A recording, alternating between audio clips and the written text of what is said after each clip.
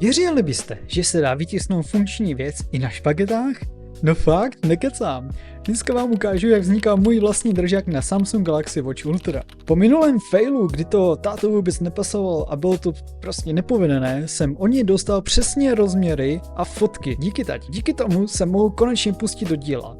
Nejdřív je potřeba si to aspoň trošku načrtnout, abych jako viděl do budoucna. Když se tátovi líbil ten předchozí design, tak proč se prostě neinspirovat, že? No a tady vidíte můj úžasný výkres onoho držáku. Jako na rovinu.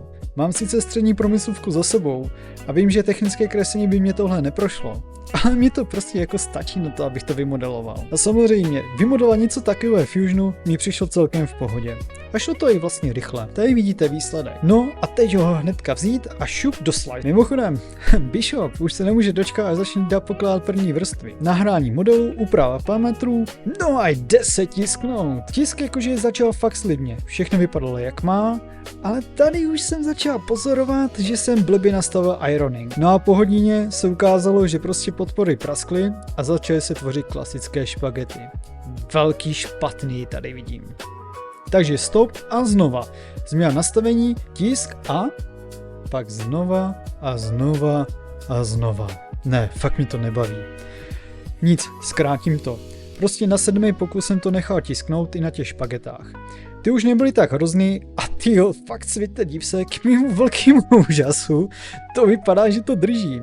Dobrý, uklidníme se, uvidíme, až tu dáme podpory. Jo, ten zvuk, ano, to je ono. No, výsledek na to, že to je na špagetách, docela ujde. Musím to sice poctivě dobrousit po těch podporách, ale snad to bude v klidu.